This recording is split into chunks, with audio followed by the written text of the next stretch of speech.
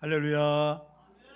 하나님께 사랑받으시고 하나님을 사랑하셔서 이 수요 기도에 하나님께 예배드리시며 말씀대로 살기를 소망하시는 믿음의 자녀 한 분 한 분에게 하나님 우리 아버지와 주 예수 그리스도로부터 은혜와 평강이 넘치도록 임하심을 믿습니다. 지금 이 시간 멈추지 않습니다 라는 제목으로 하나님의 말씀을 대언하겠습니다. 우리 성도님들은 중학교, 고등학교 다니실 때 어떤 학생들이셨습니까? 우등생이셨습니까? 장학생이셨습니까? 소위 아주 모든 사람들의 이복을 받는 그런 멋진 분이셨습니까? 그런 분들이 다 많이 계신 것 같습니다. 저는 어떤 사람이었을 것 같습니까? 제가 고등학교 다닐 때 저는 어떤 학생이었을 것 같습니까? 잘 나가는 학생, 아주 못 나가는 학생, 그저 그런 학생. 몇 번이었을까요? 정답은 그저 그런 학생이었습니다. 뭐 탁월한 것도 없고 못난 것도 없고, 우리가 지금도 학교에 가면 그냥 눈에 잘 띄지 않고 평범한 그런 학생 중에 한 사람이 저였습니다. 그렇게 고등학교를 졸업을 했고, 그리고 군대 갔다 오고 시간이 한참 흘렀는데 어느 날 연락이 왔습니다. 고등학교 3학년 그 반창회 한다고 연락이 왔습니다. 한 7, 8년, 10년 거의 다 지난 시기에 연락이 왔기에 궁금했습니다. 그때 그 친구들은 뭐 하고 있나? 지금 어떤 삶이 됐을까? 상당히 궁금해서 이 반창회 한번 가봐야 되겠다, 이런 마음이 들었습니다. 근데 그 친구 중에는 이 자기 가게를 갖고 있는 친구도 있더라고요. 그래서 반창회는 동창 누구누구 가게에서 한다. 그래서 갔습니다. 갔더니 아주 잘 차려진 술집이었습니다. 이 보통 뭐 반창회, 동창회 하면 대부분 술을 마시지 않습니까? 그래서 동창회 하고 있던 술집이 이 반창회 모임 장소가 돼서 저도 거기 갔습니다. 거기 가서 이제 애들 만났더니 7, 8년 지났지만 고등학교 3학년 그때 모습으로 돌아가서 뭐 이런저런 이야기도 하고 똑같이 놀더라고요. 이제 오랜만에 만났으니까 뭐가 궁금하겠습니까? 어떻게 지내니? 너는 직업이 뭐니? 이런 것을 이제 서로 주고받고 이야기를 했습니다. 그때 제가 신학생이었고 교육전도사로 사역하고 있을 때였습니다. 그래서 그 친구들, 동창들 중에 범준이 넌 뭐 하냐? 라고 해서 나 지금 신학교 다니고 지금 교육전도사로 사역하고 있어. 그랬더니 두 가지 반응이 있더라고요. 첫 번째는 그래? 놀라면서 어쩐지 넌 학교 다닐 때부터 좀 달랐더라, 이런 얘기를 하더라고요. 하나도 안 달랐습니다. 근데 이제 전도사가 되었다라고 하니까 왠지 이제 신의 부르심을 받아서 뭔가를 한다니까 믿음이 없는 친구, 동기가 없는 친구들도 야, 뭔가 좀 이 친구한테는 영적인 그런 게 있나 보다 생각이 들었는지 학교 다닐 때부터 그런 느낌이 들었다, 이런 얘기를 하더라고요. 근데 또 놀랐던 건 밤마다 좀 잘 나가는 일진 그런 친구도 있지 않습니까? 그 친구 중에 한 명이 저한테 와서 그 얘기를 듣더니 그런 겁니다. 내가 사실은 학교 다닐 때 너랑 친하고 싶었어. 제가 깜짝 놀랐습니다. 제가 나랑 친하고 싶었다고? 나는 저 친구 주변에도 못 갔었는데, 이런 생각을 했습니다. 근데 내가 너랑 친하고 싶었는데 내가 노는 무리가 그래가지고 너한테 피해가 갈까봐 너랑 친구를 못했던 거야. 그런 얘기를 해줘서 그래? 고맙다 야, 그랬습니다. 이거는 좋은 반응이고, 또 다른 무리의 친구들은 이렇게 얘기합니다. 네가 신학생이야? 네가 전도사야? 요즘은 개나 소나 다 신학교 가나 보지? 이런 얘기를 하더라고요. 그래서 그래, 또 들어보니 또 그러네. 제가 잘난 것이 없었거든요. 그냥 평범한 학생이었습니다. 그 친구는 저랑 고등학교를 같이 다녔고 고3 때는 또 같은 반이었잖아요. 그러니까 특이할 것도 없었고 뭐 잘난 것도 없고 그냥 그랬던 애가 어느 날 하나님의 부르심을 받아서 신학생이 되었고 목회길을 간다고 하니까 아주 어이가 없었나 봅니다. 그 친구의 말에 저도 공감을 합니다. 도대체 하나님이 왜 나를 부르셨을까? 나보다 훨씬 잘나고 멋진 아이들도 많이 있는데 왜 나 같은 사람을 신학하게 하시고 목회자로 세우시고 주님의 길을 가게 하실까? 저도 참 신기했습니다. 그 친구가 저를 무시했던 말, 그럼에도 불구하고 하나님 저를 사용하신다는 것이 감사해서 또 잘 있다가 저는 이제 술을 안 먹기 때문에 술 취해서 망가진 아이들 모습을 보기 싫어서 나왔는데, 그때 한 친구가 말없이 있다가 제가 이제 집에 간다고 할 쯤에 저한테 이런 말을 한마디 했습니다. 그 친구는 이 목사님 아들이었습니다. 근데 고3 그때 그 아버지께서 개척교를 하셔가지고 너무너무 힘들었습니다. 그 친구가 말없이 술을 계속 마시더니 이제 저랑 헤어지기 전에, 범준아, 너 나중에 네 애들 낳으면 잘해줘라, 딱 한마디 하더라고요. 그러니까 그 한마디에 그 친구가 지내왔던 얼마나 고단한 삶이 있었는가 그게 느껴졌습니다. 그래서 그 친구의 말을 잘 듣고 저희 아들에게 잘하려고 노력하고 있습니다만, 사람을 바라볼 때 여러 가지 판단 기준이 있습니다. 그렇죠? 지금도 우리가 누군가를 바라볼 때 이렇구나 저렇구나 판단할 수 있습니다. 근데 그 판단이 또 하나님 아버지 앞에 또 이게 바른 판단인가 아닌가 하는 것도 굉장히 중요합니다. 저는 그런 말 들어도 싸다 이런 마음이 들었습니다. 그런데 오늘 성경 보니까 예수님에게도 사람들이 함부로 판단하는 그런 장면을 우리에게 보여주고 있습니다. 예수님은 지금 이 갈릴리를 중심으로 하나님 나라의 복음을 전파하고 계십니다. 이제 두 번째 사역을 마치시고 세 번째 갈릴리 사역을 시작하시려고 준비하고 있습니다. 그러면서 두 번째 사역을 마무리하면서 자신의 고향으로 가십니다. 여러분, 우리가 능력이 있으면 어디에 가서 그 능력을 더 나타내고 싶어집니까? 고향이죠. 사람이 성공하면 자기의 모교의 장학금도 쾌척하기도 하고 자기 지역의 발전을 위해서 애쓰려고 하지 않겠습니까? 예수님이 나사렛에서 자라셨기 때문에 그 나사렛이라는 지역에 대한 그런 마음이 좀 특별하지 않으셨겠습니까? 그래서 예수님께서 자신의 고향으로 가십니다. 제자들도 함께 따라가죠. 안식일이 되었습니다. 예수님은 항상 하시던 대로 안식일에 회당에 들어가셔서 말씀을 가르치십니다. 그 말씀이 얼마나 위대했던지 예수님의 말씀을 들었던 사람들이 이렇게 얘기합니다. 이 사람이 어디서 이런 걸 얻었지? 이 사람이 받은 지혜가 어디서 온 걸까? 그 손을 통해 나타나는 이런 놀라운 일들은 어떻게 된 것일까?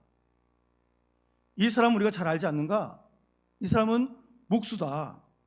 마리아의 아들 아니냐? 지금 그의 동생들 야고보, 요셉, 유다, 시몬이 우리와 함께 있지 않냐?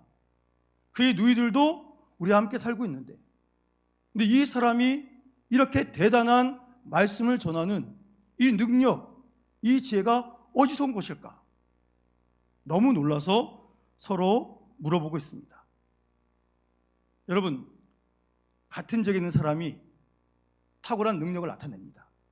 특별히 메시아를 갈망하고 있는 이 유대 지역에서 예수라는 사람이 위대한 일을 나타냅니다. 그 사람이 자기 고향 사람입니다. 그러면 자기들이 더 먼저 믿고 따르면 좋을 텐데 이렇게 놀라긴 하는데 그 사람들의 반응은 뭐냐면 달가워하지 않습니다. 3절 마지막에 보면 목수가 아니냐, 또 형제가 아니냐, 우리 함께 있지 아니하냐, 이렇게 아니하냐 서로 물어보면서 3절 끝에 그들이 예수님을 어떻게 했다고 기록하고 있습니까? 배척합니다. 배척한다는 건 뭐냐면 달갑게 여기지를 않습니다. 자신들의 귀로 듣고 눈으로 보고 있음에도 좀처럼 예수님을 인정하려고 하지를 않습니다. 왜 그럴까요? 예수님의 자라온 그 삶을 너무나 잘 알고 있기 때문입니다. 그들은 누구보다 예수님을 잘 안다고 확신하고 있습니다. 자라오는 모든 모습을 보았습니다. 그래서 선입견에 사로잡혔습니다. 자신들의 지식과 경험을 가지고 인간 예수님만 바라보니 저 예수 저거 어릴 때 이랬었는데 자라면서 이랬었는데 우리는 성경이 기록되어 있지 않아서 알 수 없는 예수님의 성장기를 그들은 다 알고 있습니다. 근데 그것이 그들에게 예수님을 더 좋게 보는 이유가 된 것이 아니라 탁월한 능력을 가진 예수님을 인정하지 않으려고 하는 그런 안타까운 모습으로 변화되었다는 것입니다. 여러분, 참된 신앙은 인간이 갖고 있는 이성과 사고를 통해서 가질 수 있는 것이 아닙니다. 그들은 예수님의 가르치심이 너무나 탁월했다는 것을 직접 들었지 않습니까? 그들의 권능에, 예수님의 권능에 그들이 감탄하고 있습니다. 감탄하고 있으면서도 예수님을 배척합니다. 그 이유는 믿음의 눈으로 보지 않기 때문입니다. 세상의 시선, 죄인의 눈으로 예수님을 지금 판단하고 있기 때문입니다. 가장 어리석은 죄가 있습니다.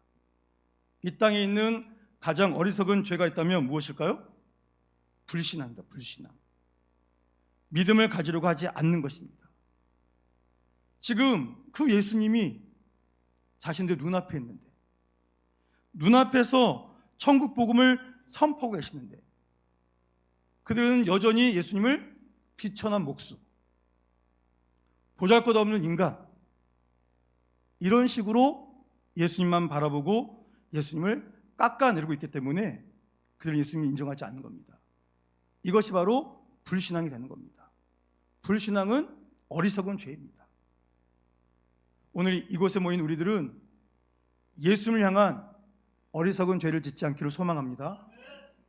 내 기준이 아닌 하나님이 주신 믿음의 기준으로 예수님을 바라봐서 주님이 기뻐하시는 참 신앙을 소유할 수 있는 주의 귀한 자녀들이 우리 모두가 될 수 있기를 축복합니다. 예수님께서 이 땅에 오셨습니다. 목수로 30년을 사셨습니다. 가장 높은 곳에 계신 그 예수님께서 가장 낮은 곳에 오셨고, 화려한 직업이 아닌 비천한 목수로 이 땅에 오셨던 이유가 무엇입니까? 우리 인류의 그 모든 연약함을, 그 비천함을 친히 담당하시기 위해서입니다. 높은 자리에서 어떻게 자기 아래 있는 사람들을 이해할 수 있겠습니까? 사람 밑에서 바라봐야 모든 게 이해되지 않겠습니까? 지금 예수님은 이러한 사랑을 우리에게 주시기 위해서 그 모습으로 오신 것인데, 이 은혜의 하나님의 사랑을 사람들은 나보다 못한 인간, 나보다 보잘것없는 사람, 이렇게 판단하는 것에 너무나 바쁘고 있었다는 것입니다. 여러분, 믿음이 있어야 그곳에 주의 기사와 이적이 나타납니다.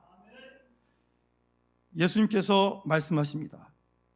4절 말씀 우리 함께 봉독하겠습니다.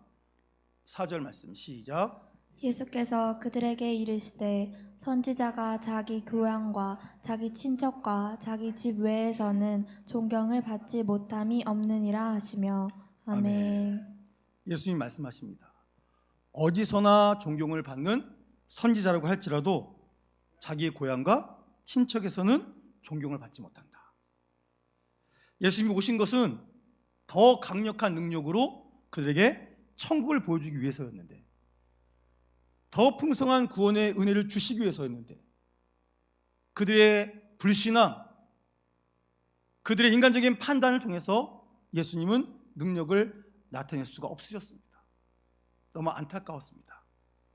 그런데 놀라운 것은 5절 보니까 거기서는 어떤 능력도 행하실 수 없었는데 다만 소수의 병자에게 안수하여 고쳐주셨습니다.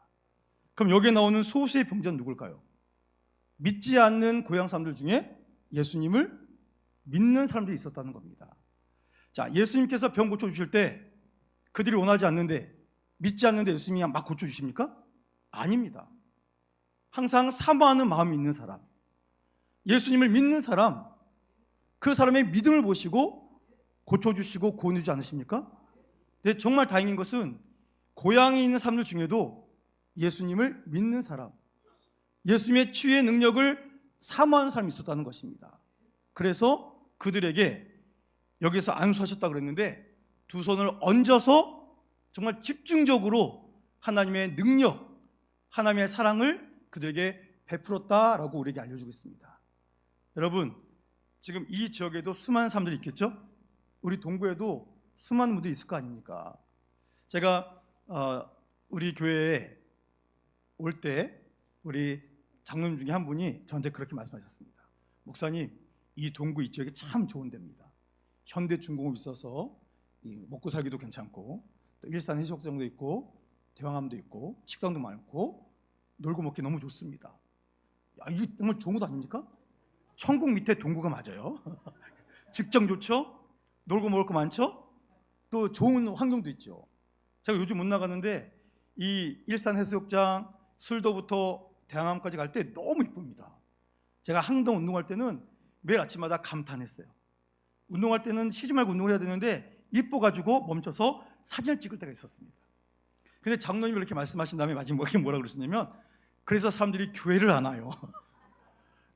너무 가슴이 아팠습니다. 이렇게 좋은 환경이 있는데, 예수 믿기 정말 좋은 환경인데 노느라고, 인생 즐기느라고 교회를 안 나온답니다. 너무 안타깝습니다.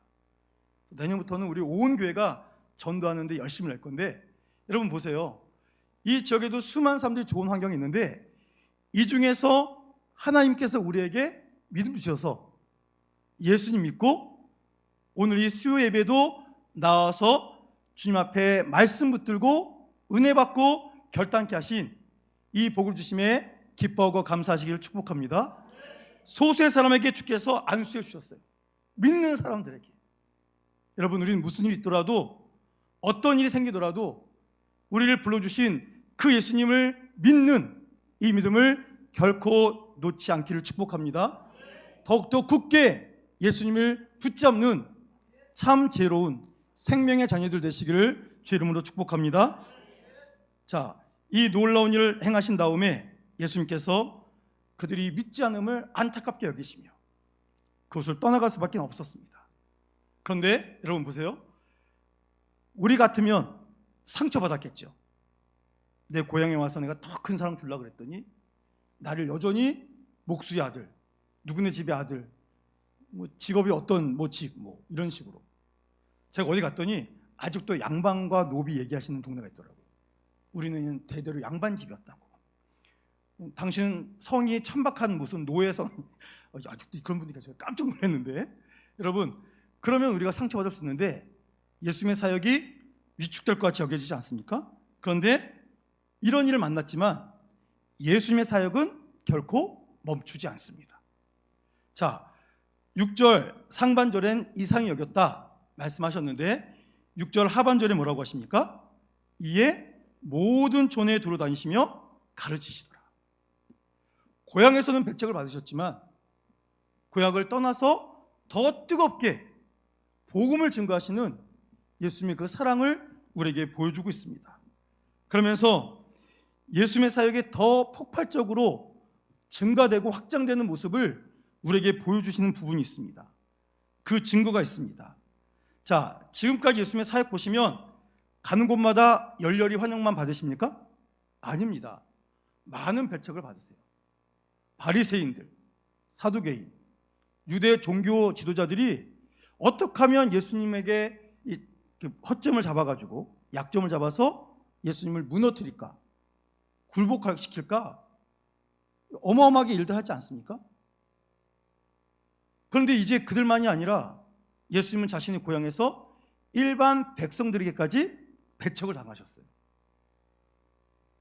그럴지라도 예수님께서는 여전히 더욱더 강하게 복음을 증거하십니다. 복음을 증거하시면서 더 확장시키기 위해서 이 일을 감당하십니다. 오늘 본문 7절 말씀, 7절 말씀 함께 봉독합니다. 시작.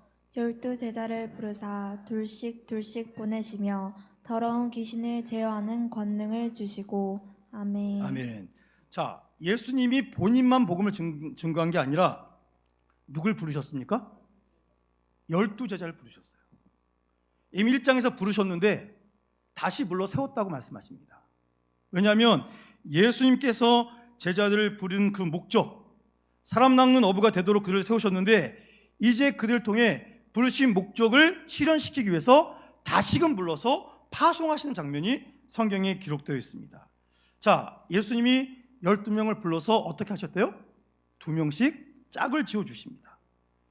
왜 짝을 지어 주셨을까요? 혼자서도 감당할 수 있을 것 같은데, 그 이유는 서로가 서로에게 증인이 되게 하기 위해서입니다. 그리고 중보자가 되게 해주시기 위해서입니다. 서로를 돌봐주고 용기를 북돋아주고 신뢰하면서 하나님의 일을 감당하도록 하기 위해서 두 명씩 짝을 지어주신 거예요. 그 안에서 믿음의 역사가 나타나도록 하기 위해서 이 은혜를 주신 겁니다. 그리고 더 나아가서 또 어떤 능력을 주십니까? 더러운 귀신을 예수 이름으로 멸할 수 있는, 그러니까 인간이 가질 수 없는 이 능력을 그들에게 주셨습니다.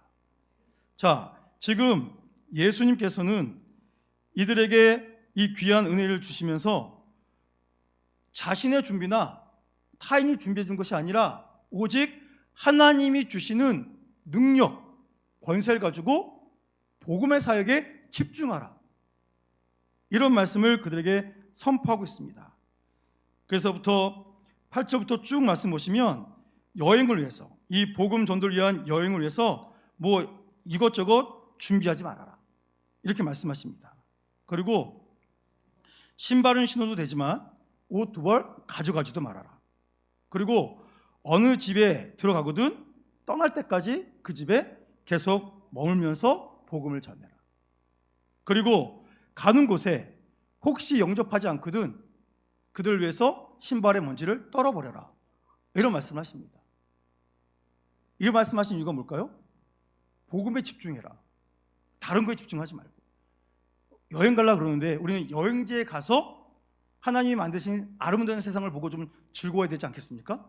그런데 여행지에서 우리가 만날 그 기쁨보다는 여행을 가는 과정 중에서 막 온갖 짐을 속된 말로 바리바리 싸서 가면 정작 여행지에서의 즐거움을 누리지 못하고 내가 준비했던 거 빠뜨렸네, 그거 안고 와서 큰일 났네, 이런 생각 때문에 정작 중요한 것을 바라보지 못하게 된다는 뜻입니다. 지금 예수님께서 12명의 제자를 2명씩 복음 전도자로 세우신 이유는 무엇을 하도록 하기 위해서입니까? 복음 증거하라고, 예수 이름 증거하라고, 영적으로 육적으로 고통받는 자들을 예수 이름으로 자유케 해주라고. 그걸 위해서 하나님 예비하셨으니 다른 것 때문에 염려하지 말고 믿음을 가지고 가라. 가면 하나님께서 필요한 것을 채워주신다, 이런 말씀하신 겁니다. 그리고 어느 지역에 들어갔어요. 들어가서 어떤 집에 갑니다. 집에 가서 샬롬을 선포해요. 내가 복음을 증거하기 위해서 이 동네에 왔습니다. 그러니까 이 동네를 떠나기 전까지 이곳에 유할 수 있게 해주시겠습니까? 그랬더니 그럼요, 들어오세요 라고 해서 들어갔습니다. 근데 그 지역을 다니면서 전도하다 보니까 처음에 갔던 집보다 좀 좋은 집이 있어요. 근데 그곳에 계신 분이 이렇게 훌륭한 일 하시는데 그 좋은 집에 있지 마시고 우리 집에 오시라고, 우리 집에서 쉬시면서 마음껏 복음 증거하시라고. 그러면 그거 듣고 오케이 하고 옮기면 안 된다는 겁니다. 하나님이 처음에 허락하신 그곳에서 먹고 자고 할 수 있는 은혜를 주셨으니 더 안락하고 더 좋은 거 있다고 후딱 옮겨가는 인연이라면 안 된다. 복음 전도자는 하나부터 10까지 믿지 않는 사람들에게 본이 돼야 된다, 이 말씀을 선포하고 있는 겁니다. 그러니까 복음 전도자는 주님께서 파송하신 그 순간부터 다시 주님께로 돌아갈 때까지 하나님이 주신 그 하나의 사명에 집중해서 귀한 일을 감당해라, 이렇게 말씀을 주고 있는 겁니다. 여러분, 오늘 우리가 예수님께 부름받았던, 구원받았던 그 첫 은혜의 감격을 잊지 마시기 바랍니다. 주님께서 죄인인 우리를 구원해 주셨잖아요. 그래서 주의 자녀 삼아주지 않으셨습니까? 그리고 이 땅에 수많은 교회가 있는데 오늘 하나님께서 우리에게 이 교회를 주셨잖아요. 이 교회에서 은혜 받고 이 교회에서 합력하여 선을 이루고 하나님 주신 은사와 달란트로 주의 서명 감당하라고 우리를 주시지 않았습니까? 그러면 하나님께서 주의 일할 수 있도록 사용해 주신 것만 해도 감사하고 감격해야 됩니다. 여러분, 뭐 다 잘나신 분들만 여기 계시겠습니다만 우리가 어찌 감히 주의 일을 감당할 수 있겠습니까? 생명을 살리는 그 일을 우리가 어떻게 감당할 수 있겠습니까? 하나님이 우리를 세워주셨기 때문에 그 일을 감당하는 거 아니겠습니까? 그러니 주님께서 나에게 무엇을 맡겨주신다면 하나님께서 능력 주실 줄도 믿으시고 그 기쁨으로 하나님, 주님이 저에게 주셨으니 저에게 능력이 없으면 주님이 채워주실 것을 믿고 더욱더 힘있게 이 사명 잘 감당케 하여 주시옵소서. 환경 보고 왔다 갔다 하지 말고 주님이 주신 그 사명에 불타서 주의 마음으로 더욱더 기쁘게 감당케 하여 주시옵소서. 이 믿음으로 주님께 더욱더 쓰임받고 믿지 않는 사람들과 믿음이 연약하신 분들에게 우리의 굳건한 믿음의 행보를 바라보고 와, 진실된 그리스도인들이 있구나. 저분을 보니 하나님의 살아계신 것이 확신하다. 나도 저분과 함께 믿음의 길을 가야겠다.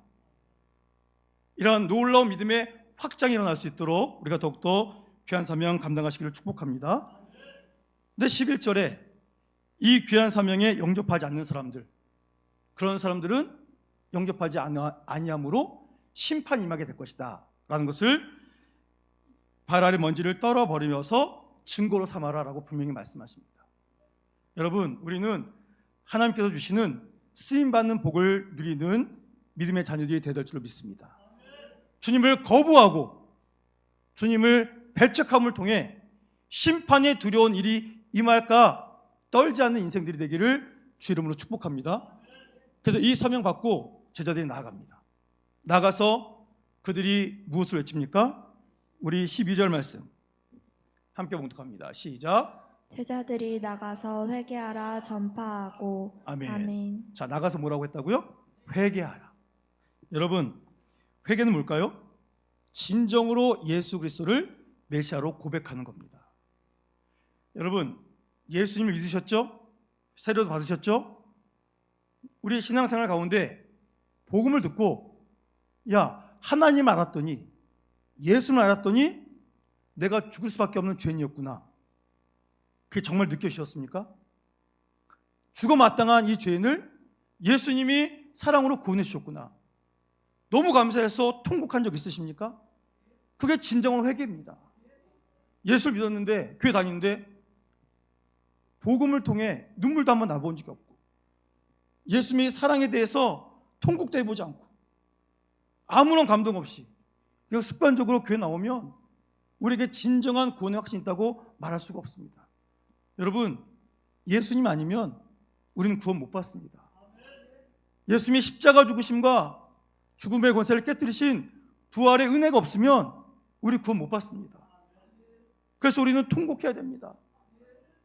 제가 죄인이었습니다. 통곡하셔야 되고, 이런 죄인을 예수님이 구원해 주셨군요. 너무 감사합니다.